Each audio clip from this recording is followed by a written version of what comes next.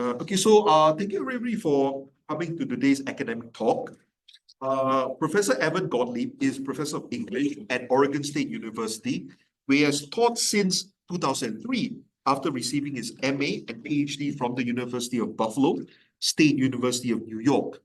In addition to some 20 plus journal articles and book chapters, he's the author of 5 previous monographs on various 18th centuries romantic and theoretical subjects. Most recently, Romantic Realities, Speculative Realism and British Romanticism with Edinburgh University Press, and Engagements with Contemporary Literary and Critical Theory with Routledge. He has also edited several essay collections and a new Northern critical edition of Tobias Smollett's novel, The Expedition of Humphrey Clinker. A few years ago, his research and teaching interests took an unexpected turn towards science fiction and fantasy, about which he is currently writing 2 new monographs, both of which are under contract with Routledge and Lexington Books, respectively. His talk today, however, draws primarily on material that will appear in his latest book, Eco Theory and Annihilation, forthcoming in Bloomsbury's Film Theory and Practice series in April 2025. As should be fairly obvious by now, he has no naturally occurring hobbies or outside interests, as do I, but he's an avid follower of international football or soccer and has begun collecting and occasionally using estate tobacco pipes, much to his wife's dismay. He told me I needed to get a hobby. I don't think that was part of what I had in mind. Maybe what if I just turned and sort of sat here, in fact, instead of prowling around at the front. And then I can just get the remote and I guess point it in this general direction when I want to. Great. Well, thank you for that introduction, Mr. Tan. And I want to thank you for coming out, especially in this weather, which for me constitutes a veritable monsoon. Although I understand that you all are much more accustomed to hard rain. And thanks to Professor Whitehead for inviting me and for helping make this happen. And I just want to say I don't think she's here, but I want to thank the chair of the department and also Padma in the main office who's been very helpful. And certainly none of this could have taken place. I would not be here if she were not in charge of getting me here. Okay, well. Let me begin, and I'll leave you to look at the PowerPoints yourselves. I should say that my PowerPoint philosophy is usually that the PowerPoints are supplementary as opposed to absolutely aligned with what I'm saying. So I will. I'm happy to go back and talk about anything in the PowerPoint afterwards that I don't necessarily explicitly touch on in the talk. But I do want to begin really with some very good news. From March 2024, I mean, this was really surprisingly good news. In fact, here were some of the headlines from the New York Times. The headline was, "Geologists make it official. We're not living in an Anthropocene epoch." It's good news, right? The Washington Post also got in on this. "Are we living in an age of humans?" they wrote. "Geologists say no." And even a left-wing magazine for the United States, a very left-wing progressive publication like Mother Jones, ran with the headline, "Is this the Anthropocene epoch?" Nope, geologists say. Well, this was quite a relief to all of us, let me tell you. In reality, of course, there's no relief in sight to climate change and global warming. The real story here was, and you may have followed this yourself, a small group of scientists. In fact, the International Commission on Stratigraphy they had upheld a contested vote that had denied a formal proposal about specifically how and when to mark the beginning of the Anthropocene, the age, and I'll talk about the term at more length. You may already be familiar with it, but the age that of human activity having become planetary in scale.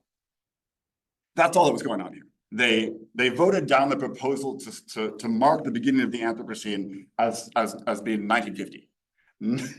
Now, why the newspapers then decided? I mean, the newspapers knew this very well, because they buried. I mean, if you went ahead and read past the headlines, they said very clearly, all the scientists are still saying, yes, we're absolutely in an era of anthropogenic climate change, and it's disastrous, and we're not doing enough to stop it. And yet they ran with headlines that purposefully made it sound as though the coast was clear, and it was all to the good. So let's be clear. I mean, misleading headlines notwithstanding, we are well down the perilous path toward planetary environmental catastrophe. I say planetary and not global, quite purposefully, actually. Oh, in case we needed some statistical evidence that yes, the Anthropocene is still happening, even if the Washington Post says it's not. There you have it, unfortunately. And I was just, I mean, these headlines continue. I think I just saw yesterday another headline that this was that they're looking at the warmest summer on record now, right? Specifically, and probably going forward, even despite the El Nino effect, is going to be. There may be a slight sort of moderation of global high temperatures, but this is a path and a pattern that, in an unpredictable world, this is unfortunately one of the things that's become quite predictable. But I say planetary and not global, because I want to follow a distinction made by the historian, the University of Chicago historian Deepesh Chakraborty. Chakraborty wants us to distinguish between global history and planetary history, because he says, and he's been arguing this for some time in a series of quite influential essays, that is the difference that the Anthropocene era forces us to reckon with. Right? Global history, right? History as we traditionally have understood it, is on a human timescale. Maybe 300,000 years if you're thinking species, 10,000 years if you're thinking in terms of what we would recognize as human civilization, the start of civilization in the Fertile Crescent. In other words, sort of agricultural, hierarchical settlements. Planetary history, by contrast, is history on an earthly scale, 4.2 to 4.5 billion years as a planet. And then we'll hit fast forward, but that still only gets us to 65.5 million years into our current geological era, the Cenozoic. And what Chakraborty's point is that until recently, we have had, or believed ourselves to have had, the luxury to have treated those two timescales more or less independently, as if they exist on two separate tracks and do not intersect. But the Anthropocene precisely forces us to contend with the falsity of this mutual exclusivity. Here's a quote from Chakraborty. The Anthropocene forcibly, quote, mixes the limited timescale over which modern humans and humanist historians contemplate history with the inhumanly vast timescales of deep history. So I use that as an introduction to frame the remarks that follow. And my interest in the Anthropocene is a large part of what led me in this new direction of my research and toward science fiction and speculative fiction. So what is the Anthropocene? I want to talk a little bit about that and why it's proven both popular and controversial. And then I want to ask sort of the question: how are contemporary narrative genres adapting to the Anthropocene? Some of what follows is adapted from my forthcoming book, and I think you've got little flyers on your table if you're interested in pre-ordering. I attempted to twist the publisher's arm into a 30% discount. They only went to a 20% discount, so I'm afraid that's the best I could do. But if you're interested in more of this subject, some of what I'm going to say is you'll find versions of it in the forthcoming book. And then some of it is new. Some of it is stuff that, thanks to Angus's invitation, I've had an opportunity to think about in ways that go beyond the parameters of the book itself. All right, well, the basics, right? The term Anthropocene developed first formally proposed in 2000.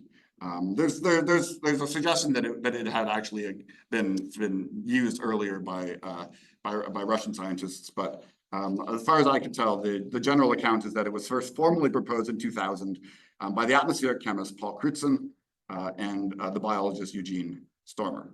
And their intention was clear.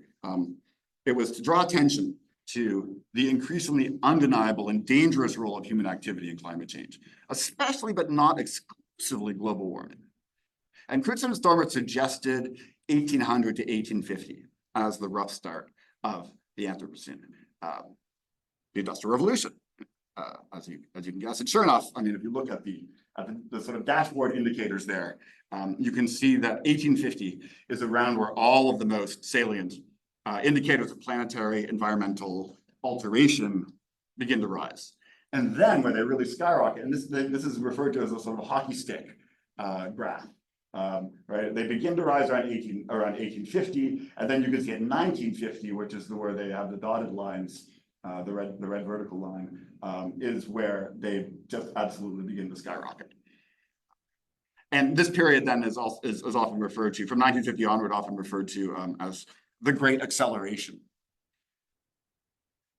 Now, Crutzen and Stormer's initial proposal was not in a scientific journal. It was in a newsletter to their fellow scientists. So from the get-go, it was provocative. It was not fully demonstrable scientifically, and it was not intended to be.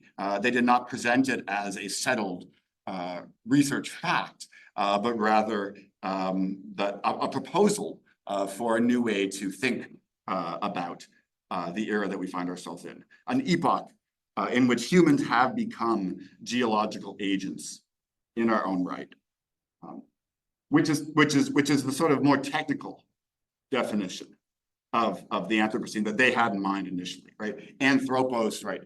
Human, and scene is the epoch, and in fact, right? We are currently in what the Holocene. Holo just means new. So we've been in the Holocene for oh shoot, I have to check my notes to see that. We've been in the Holocene for, I thought I had this written down. Okay. I'm not going to say, so I don't get it wrong. The Holocene, I think, is several 100,000 years old, and that is very small. It's still a very new era from a geological perspective. And so a lot of the resistance in the scientific community to marking the start of a new geological epoch in 1950 would be that it would be unprecedented to have had such a short previous epoch.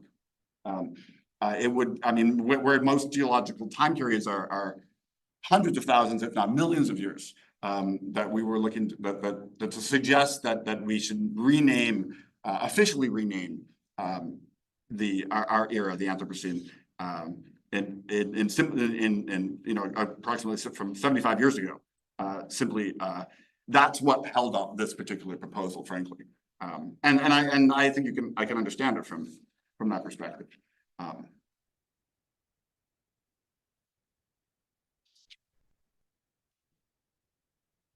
The Anthropocene, nevertheless, right, despite the fact that it's remained unofficial, and despite the fact that the New York Times was temporarily jubilant that it no longer existed, it has become quite popular in academic usage, and to a lesser extent, and I'd be interested to know what your sense of this is here in East Asia, but to a lesser extent has been taken up to some degree in the sort of general discourse. But certainly in academic terms, I mean, you cannot you can't shake a stick now without hitting something that's called the Anthropocene, or that has the Anthropocene in the title. And I've certainly been guilty of that myself. It's in many ways the Anthropocene is for the 2010s and onwards sort of what globalization in a sense was at the turn of the millennium. The sort of a new term that seemed to be descriptive of so many different sort of features of the contemporary moment, but also have this historical resonance and the possibility of tracking it backwards in a critical narrative. But I do want to suggest too that another reason though why the public it might have been more primed to accept the idea of the Anthropocene is because there was this important precursor concept. And it's a concept that is not as well known perhaps anymore as it should be, because I really think that you can't have the Anthropocene without the Gaia hypothesis. And the Gaia hypothesis, right, comes out of the late 60s, the late 1960s, proposed by James Lovelock, who was an atmospheric chemist, but also highly influenced by the mid-century development of cybernetics, right? Norbert Wiener and cybernetics movement, right? Command and control.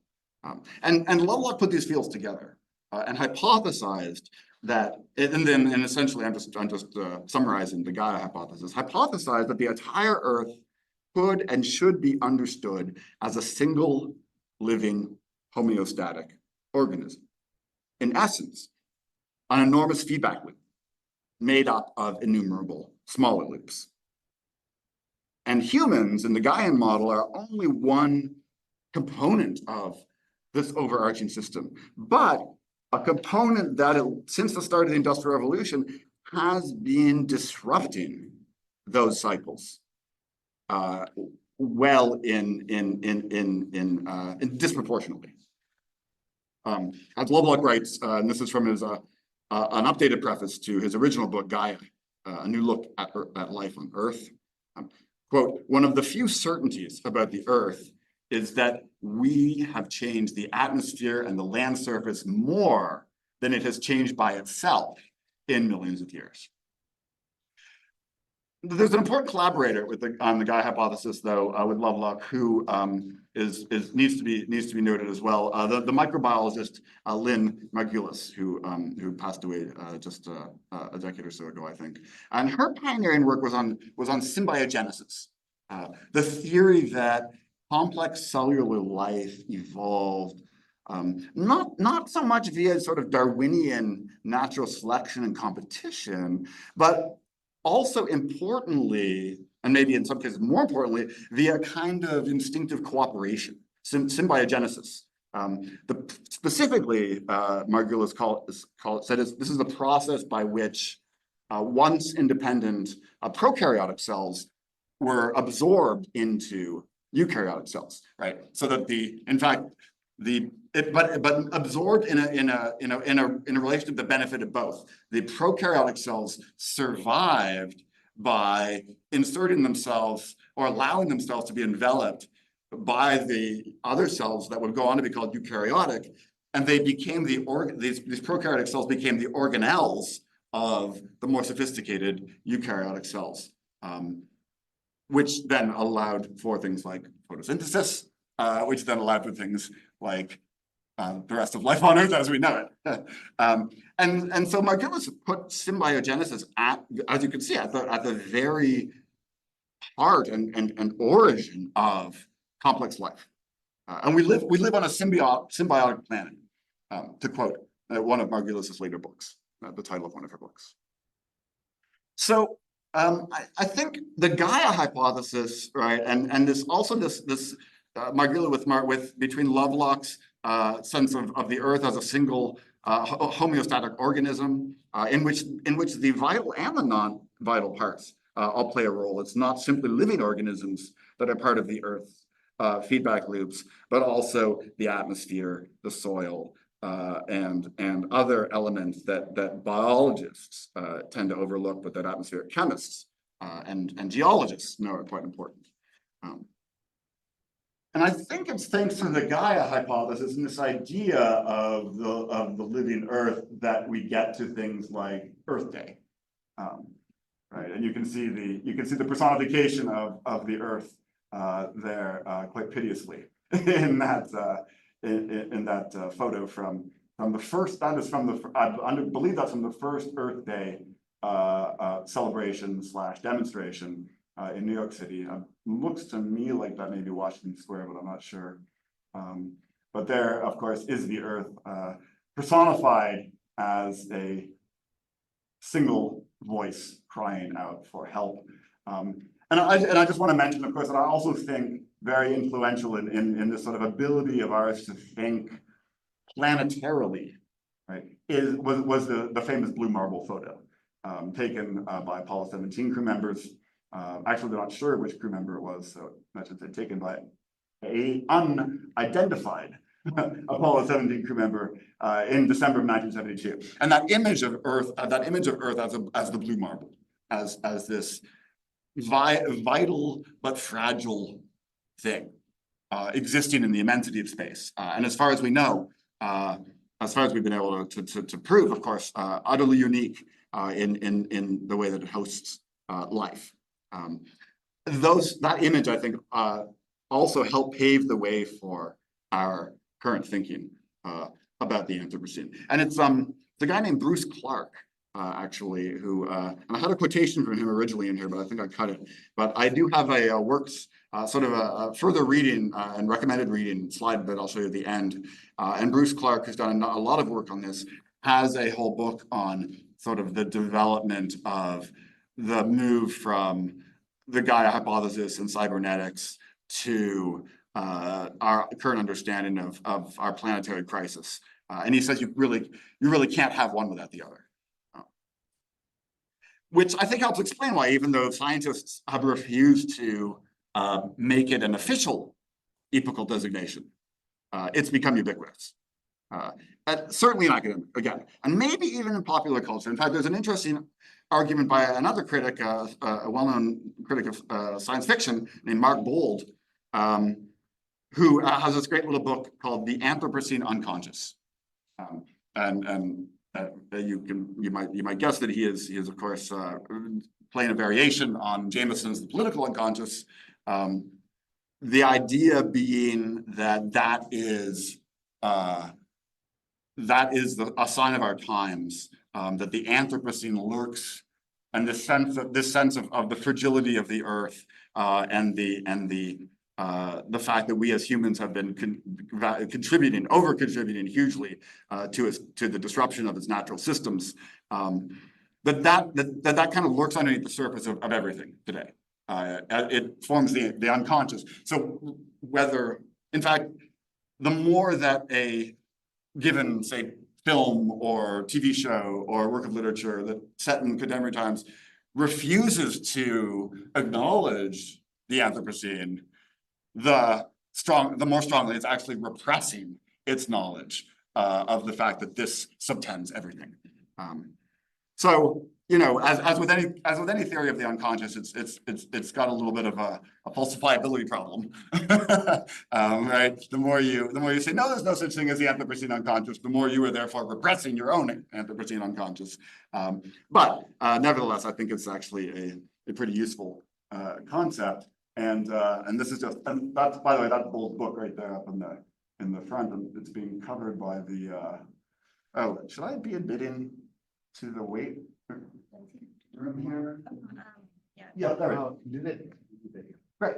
So there you can see Bold's book, as well as just a relatively random sampling of other Anthropocene images, and when it makes its way onto the Economist's front page, then you know that it's being taken seriously. So, you know, I say this with a little bit of sarcasm, but being taken seriously by the serious people, and the policymakers, in other words, and not just the English professors.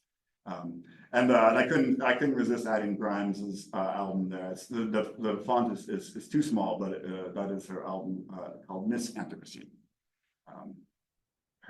And I will not get into, although I'd be interested to do this afterwards, into the enormous irony of her long-term relationship with Elon Musk. Well, all right. let me move on here. Let me see. And get to, that's my introduction to the Anthropocene concept and the way that the Gaia hypothesis subtends it. So now the question becomes, if representations of Gaia in the form of the blue marble or the personified earth were effective earlier in for the latter part of the 20th century, that it also, of course, ended up being used against the environmental causes with the suggestion that, and this was part of, and unfortunately, I think this is an inherent weakness in the Gaia hypothesis, it's too easily mistaken for a kind of New Age mysticism.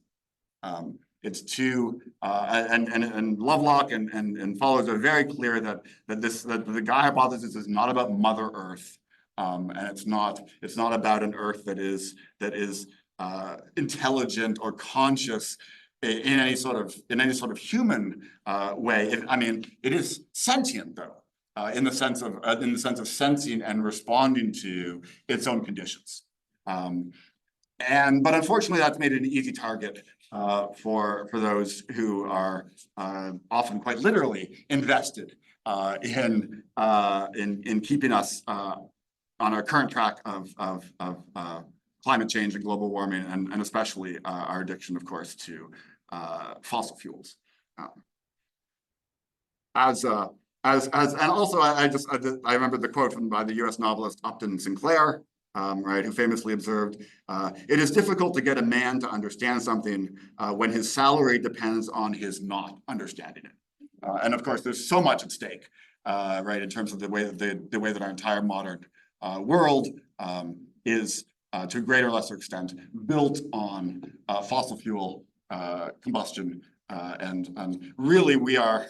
there's another theorist named Mackenzie Wark who has a very funny. It's not funny, but it's funny if you have the dark sense of humor that I've developed. You have to develop a dark sense of humor if you're going to work on global warming for a long time.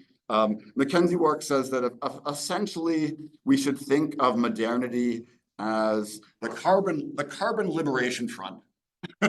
Because that's been the primary activity of modernity, taking carbon out of the ground and put it into the atmosphere.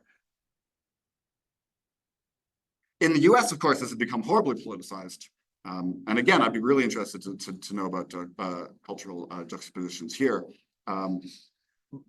In the US, it's been deliberately politicized as at best a liberal issue, and at worst a hoax designed to sap the American economy, a Chinese hoax, as our esteemed former and hopefully not future President Trump has put it. And while all of that, I think, is done in extremely bad faith, the fact remains that despite everything we know about anthropogenic climate change, most of the world, including the global north, which is historically responsible for the vast majority of greenhouse gas emissions, although I believe China is now the single biggest national emitter, but the global north had quite the advantage in beginning a century earlier. But the world in general has thus far appeared to lack the political will to truly address it. The sad fact is, from all the statistics that I've gathered, and again, I don't have the exact numbers on the tip of my tongue, but we are continuing to put ever greater amounts of carbon dioxide and methane and other greenhouse gases into the atmosphere, even as we continue to, hold world congresses and sign treaties, swearing to attempt to limit global emissions and maybe even reverse them. So far, no good. And so that got me thinking about what's going on here. I mean, all this goes back really to the disingenuous headlines in the New York Times and the Washington Post.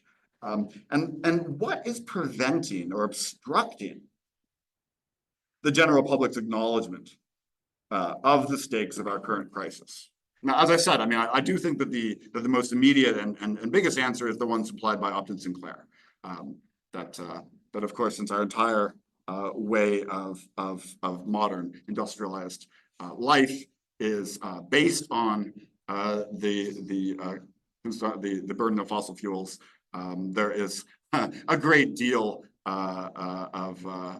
there's unfortunately every reason in the world to deny in one way or the other either.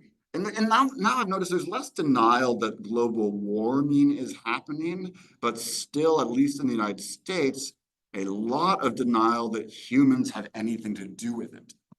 And there's a whole variety of ways from the religious to the conspiratorial modes of denying that global, maybe climate change is happening, right? But it's not anthropogenic. It's got nothing to do with us, so it doesn't matter that what we continue to do. We might as well just continue to make as big profits as we can for big oil, because we're not the ones doing this anyway. So climate, part of the problem here, right, is that climate is hard to grasp, right? Climate, when we talk about climate change, but climate is abstract. Climate is distributed over time and space, right? We never experience climate directly. What we experience directly is weather, right? The symptomatic manifestation of climate conditions. Climate, in other words, is a good example of what Timothy Morton called a hyperobject, something that's so distributed in time and space that it's extremely difficult for humans to grasp, and yet it exists and has effects. But that makes it, arguably, that makes it difficult to make climate the protagonist of your narrative, right? Unless you go back to personifying the Earth, and then, as we've already said, that has its own inherent weaknesses. But yet it's arguably stories that most effectively move us. I mean, if we could be moved by graphs and numbers alone, scientists would have done their job a long time ago, because they've been figuratively screaming in our ears for a decade at least now, that what we're doing to ourselves. And yet it does not seem to be effective. And so that led me to try to figure out sort of what happens when when authors and filmmakers try to narrativize climate change. And in other words, try to represent the Anthropocene, something that as we've seen for several different reasons, sort of resists representation in any sort of traditional form. And that was just an unpleasant photo montage of just extreme weather events happening in North America this past summer. Because, of course, this is what we experience, right? We don't experience climate directly. We do experience these superstorms, right? The increasingly erratic and dangerous weather being produced by the warming of the Earth's atmosphere and ocean. Superstorms, mass forest fires on literally unheard of scales, heat domes, unseasonal flooding, combined with unusually long-lasting droughts. But this is where things get interesting, because the novelist, the contemporary novelist Amitav Ghosh, made a kind of controversial, but in some ways important, I think, argument a couple of years back about the difficulty of the realist novel, the difficulties that realists and the realist novelists in particular experience when trying to represent, forget about climate, even when just trying to represent extreme weather events, right? Western modernities, our traditional medium, right, through which to tell our stories about ourselves, the realistic novel, certainly our traditional medium since the Victorian era, arguably. Ghosh says is singularly poorly equipped for this task, because the standards of probability that have traditionally governed serious literature Ghosh says, increasingly act as obstacles, right, preventing the realist novel from representing our new reality accurately. And there's a further, I think, difficulty here. I mean, if the contemporary realistic novel is defined by its commitment to not just realism as a representational or epistemological style, but also its commitment to individual moral adventure, right, as the basis for most narrative movement. Then again, that sort of inherently unfits it, not just for representing superstorms, but also for narrativizing the kind of collective action, the kind of collective protagonists that are called for. Not just to represent the Anthropocene, but potentially to represent it in ways that demonstrate that there's still the possibility of doing something about it, to put it bluntly. So if realism fails us, right, where can we turn? Now, this is where Ghosh's answer got unfortunate, right? Because he, I mean, he's not wrong, but the way he puts it was, I think, unfortunate, because he noted that, therefore, since realism isn't up to the task, the genres most capable of doing justice to our experiences of and in the Anthropocene are those that have traditionally occupied what Ghosh rather snidely calls the generic outhouses surrounding the mansion of the realistic novel. Or as we would call them in the US, porta potties. The porta potties of science fiction, fantasy, and horror. And Ghosh, by the way, couches this in a way, and I think I was going to talk about this in my other talk, but I'll say it here anyways. He couches this in a way that where he does a sort of, well, some people say, you know, so he dodges taking responsibility for believing this himself, but he nevertheless says, unfortunately, the genres that seem most equipped, excuse me,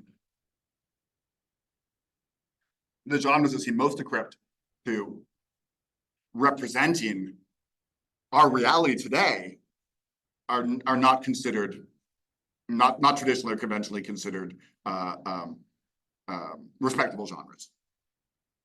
Interestingly, right, of those three, of science fiction, fantasy, and horror, well, first of all, they all sell a heck of a lot more than the so-called realist novel. Of course, it's the realist novel, and you know, the literature with a capital L that continues to be most heralded by critics and continues to win, you know, the most prestigious awards.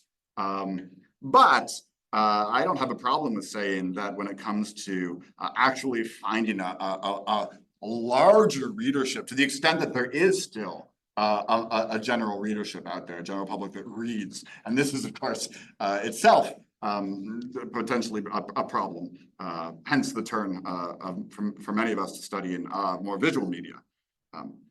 At any rate, I was just going to say that it's not a coincidence between science fiction, fantasy, and horror. It's not a coincidence, I don't think, that two out of those three, at least, really make up the generic DNA of Annihilation, which is the book and then the movie that I'm going to talk about momentarily.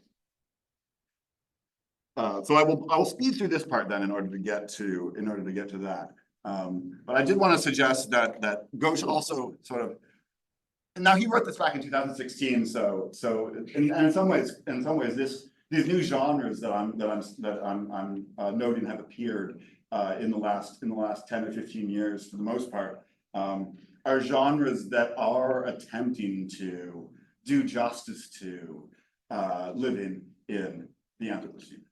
And of course, climate fiction or cli-fi is the one that comes, I think, most to mind. Now, cli-fi is not just one thing, basically you could sort of divide it into two. That there's climate fiction that simply is sort of realism adapted that actually tries to grapple with the Anthropocene unconscious, right? Like King Solver, like flight behavior, or like Jenny Offal's novel Weather. So there is the attempt to simply incorporate and negotiate aspects of global warming and the planetary in realist fiction. But I don't think it's a coincidence that more climate fiction is what we would call speculative, as opposed to realistic. And speculative climate fiction and science fiction, of course, I think are really located on some kind of sliding scale, and certainly are not mutually exclusive. Now, there's been speculative climate fiction earlier than the Anthropocene sort of coming into vogue as a term in 2000, certainly, and we can talk about that. But the other genre. And the one that I think Annihilation gets talked about as climate fiction, but also has been part of what's called the new weird. I had a fair bit to say about the new weird, but I think again, for reasons of time, I will skip most of it, except to say that I had a whole paragraph that I was quite pleased with about Kafka as the progenitor of the new weird, and the metamorphosis in particular. He wrote his story of the young man who wakes up and suddenly finds that he's a cockroach, or a cockroach-like insect. As a kind of example that actually bridges the old weird and the new weird. The old weird, or just the weird, would by the way is considered to be the sort of genre pioneered in the early decades of the 20th century by writers like H.P. Lovecraft, Arthur Machen, Algernon Blackwood, right? Uncanny narratives that frequently revolve around the reawakening of some long dormant force or spirit. Often, but not always, associated with the natural or pre-modern or inhuman world. And in recounting the renewed agency of these worlds, and I'm thinking not just about Lovecraft's Cthulhu mythos, which is of course highly problematic for its racial overtones, but I'm also thinking about stories like Arthur Machen's The White People, and Blackwood's The Willows, or The Man Who Loved Trees. Right, the agency of the reawakened in non-human or inhuman or natural world is frequently much stronger than the agency of the individual protagonist. And in fact, it's the individual protagonist can at best attempt to survive this resurgence of inanimate agency.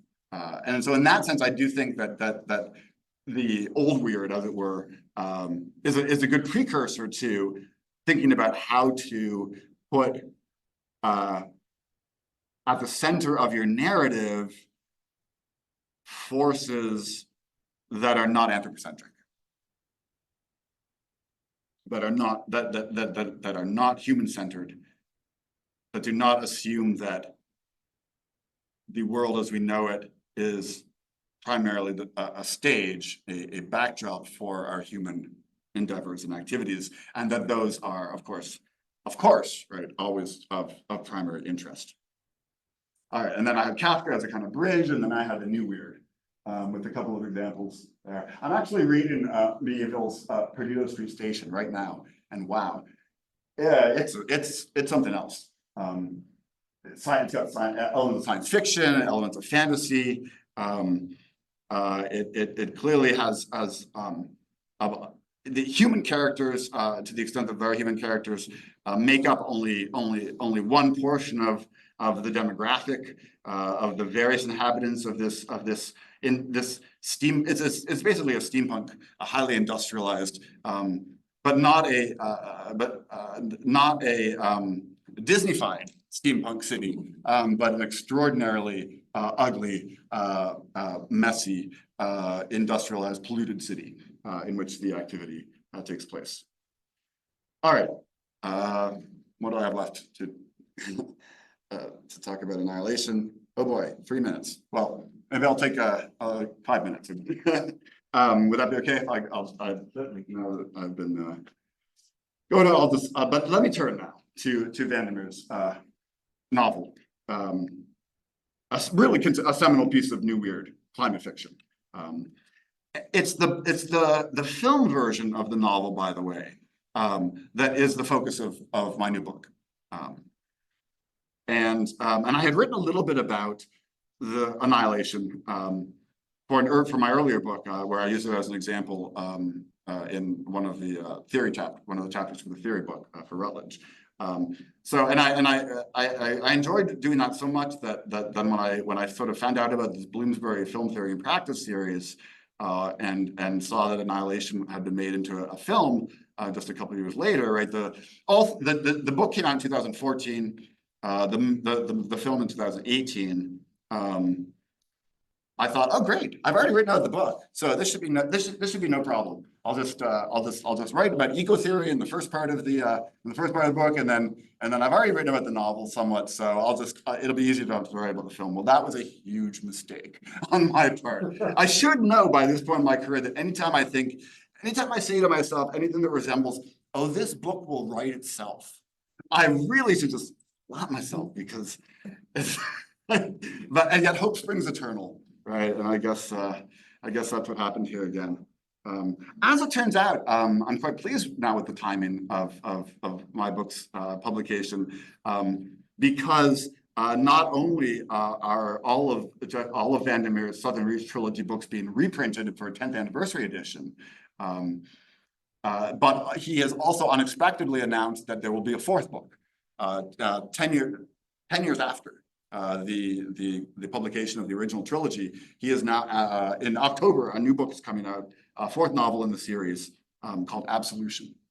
The first three are Annihilation, Authority, and Acceptance.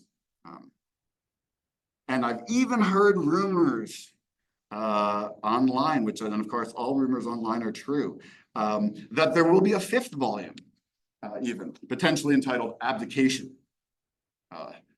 I'll continue to refer to Annihilation as the first book of a trilogy, but it's soon not to be a trilogy, a trilogy plus a series, known as the Southern Reach trilogy, by the way. And the Southern Reach is the fictional government agency tasked with exploring and containing and understanding this mysterious, isolated, and increasingly seemingly unpredictable stretch of wilderness that has been contaminated or infected, called Area X. In fact, when Annihilation, when the book opens, it opens in media res, and then the narrator of Annihilation is already in the middle of being part of an expedition into Area X, and it turns out that she's actually part of the 12th expedition, and that all previous 11 have been failures, including several in which the members of the expedition mysteriously turned on each other and killed each other or committed suicide, and then other expeditions where the members appear to have returned out of Area X with no memory of what occurred or how they got back there, and then often they become very ill quickly and die. The opening, I just want to give you a sense of what's weird about it. I mean, here's the very first sentence of the novel. I will hold close reading to that first sentence that I will leave to your imagination for reasons.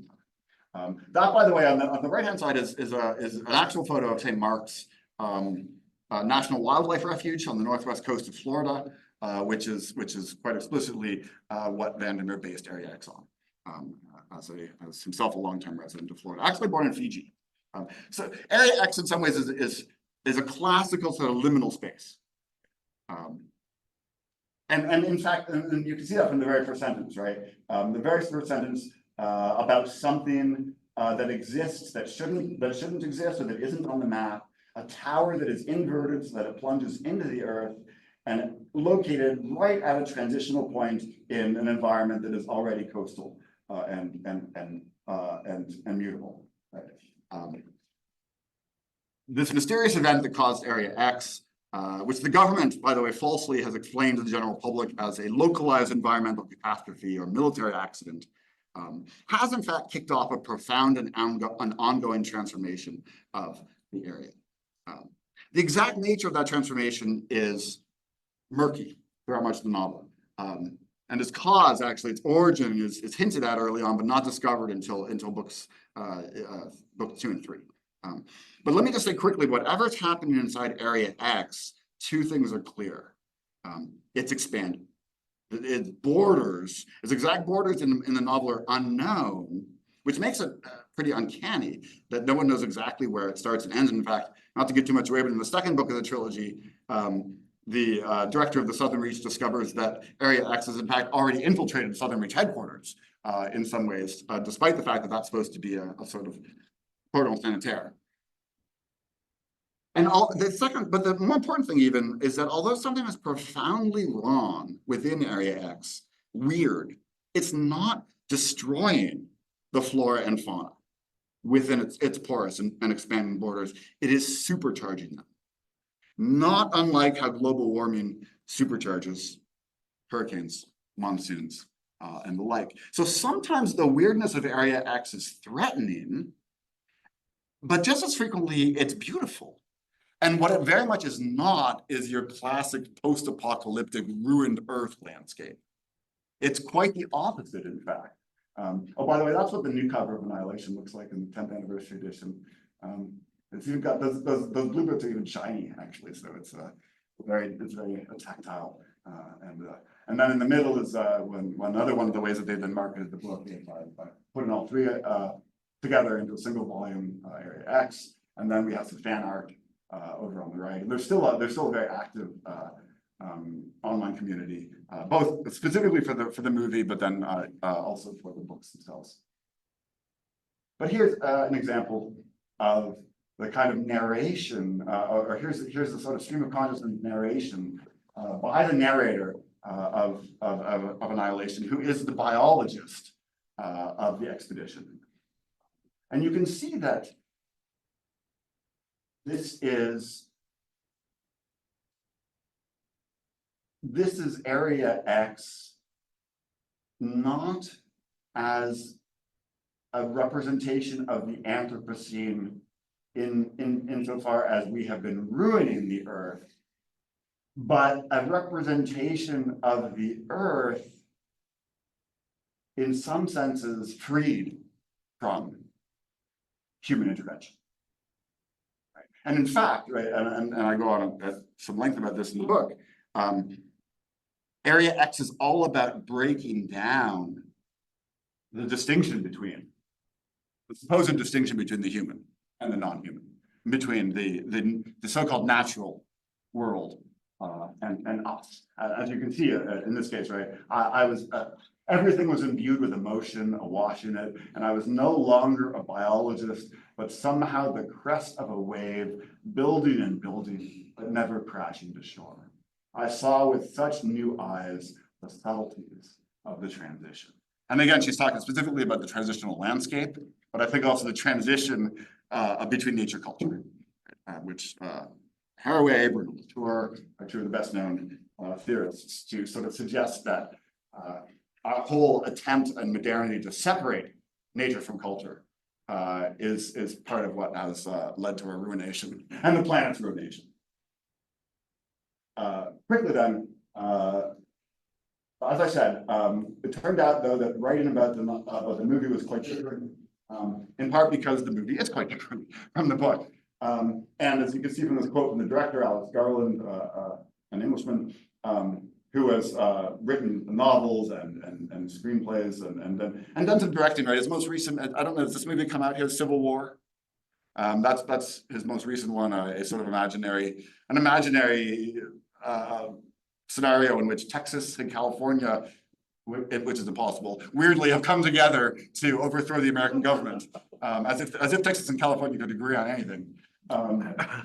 But I think I almost think, I actually haven't seen the movie yet, but I almost think that he's done that on purpose. I suspect precisely because he's not really interested in the political reality of this. He's interested in have we really thought through the human and planetary cost of this kind of violence and that kind of scale. And so he's very clear from here, right, that he told VanderMeer from the start, this isn't going to be a faithful adaptation. And in fact, Garland has also said that he read the novel once and then did not pick it up again. Purposely did not pick it up again when he wrote the screenplay. I don't believe him, actually, because there are too many beats in the screenplay that mirror beats in the novel, especially the first 2/3. And there are even elements of the screenplay that mirror parts of the second and third novels, which he claims not to have read at all. So I talk about this at more length in the book, but it's unclear to me exactly what he's doing, except that he was clear from the start, to his credit, that he's not attempting to. And the movie, by the way, is a standalone movie. It was never meant to be the first movie in a trilogy. So that, of course, was a good warning sign to fans that there was going to have to be something quite differently done in the movie to make it a standalone piece. This is the main cast of the movie. It's an all-female expedition, as it is in the book, led by Jennifer Jason Leigh's character on the left. In the book, and then that's Natalie Portman's character, and then there are 3 more.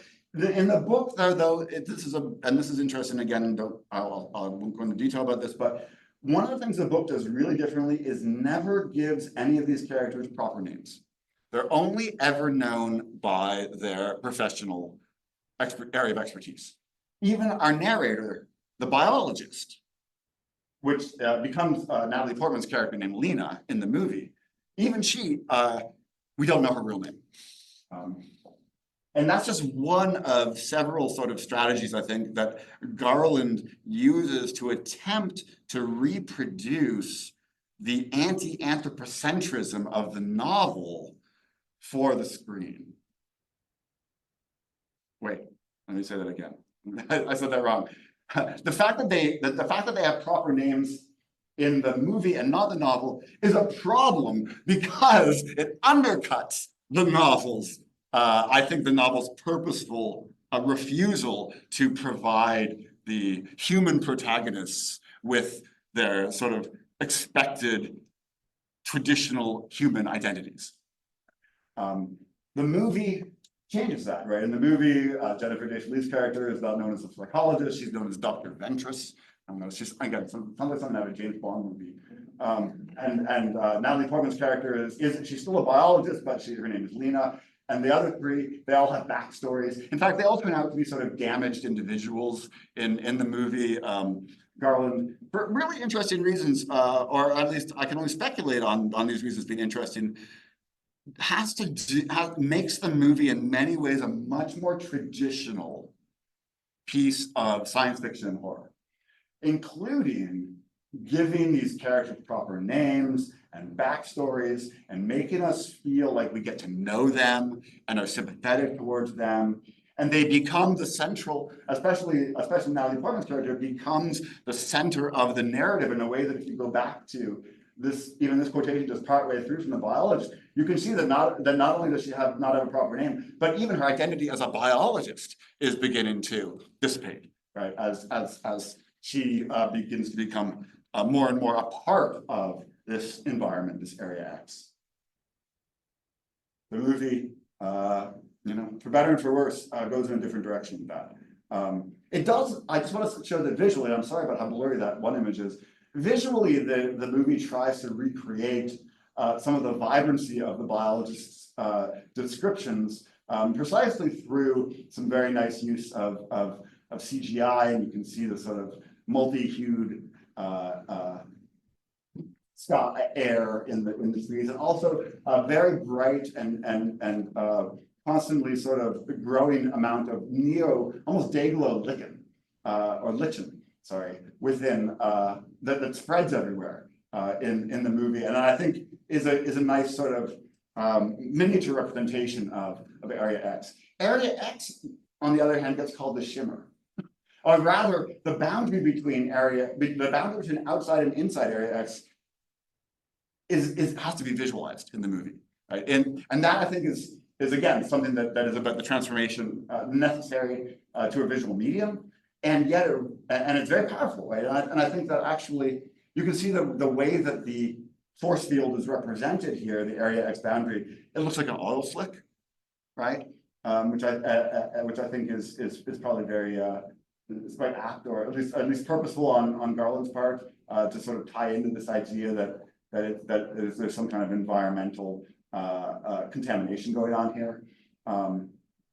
And yet the fact that it can be seen in the movie and it can't be seen in the book, I think renders it so much less scary in the movie, because in the book, a large part of the uncanniness and the weirdness of it comes from the fact that they don't know where area X begins and ends. Iconic shot here of the biologist inspecting a alligator that has also grown the teeth of a shark. And I just particularly like Garland, how Garland sets this up with the reverse shot, so that the scene actually begins after they've killed this animal that's attacked them, this creature. The scene actually begins dark, and then the jaws open, and you see Natalie Portman and Jennifer Jason Leigh peering inside. In other words, you were seeing it from the dead creature's perspective, right? From a non-anthropocentric perspective, momentarily. And that kind of shot, reverse shot, is played with throughout the movie. All right, we got a lighthouse in both the movie and the book. In the movie, it becomes the sort of central goal and destination of the narrative. In the book, not so much, but that's again, I think, part of the transformation towards a more traditional forward-moving narrative. Here's a couple of the sources that I draw on, and then one who I disagree with quite a bit, actually. Andreas Malm is another eco-critic or eco-theorist, as I call them, but one who is really in disagreement with Latour and Haraway about the idea that we need to learn to think of nature and culture as being along a spectrum, as opposed to being separate. Malm is very convinced that's just postmodern hooey, and that if we don't distinguish between human and non-human agency, then we're sort of ducking our own responsibilities to take care of the world that we've done this to. I would be more convinced by Malm's argument if he weren't so nasty and personal about it. But unfortunately, that seems to be his style. And I'll stop there. Thank you for listening. Thank you for coming. And here's a little further reading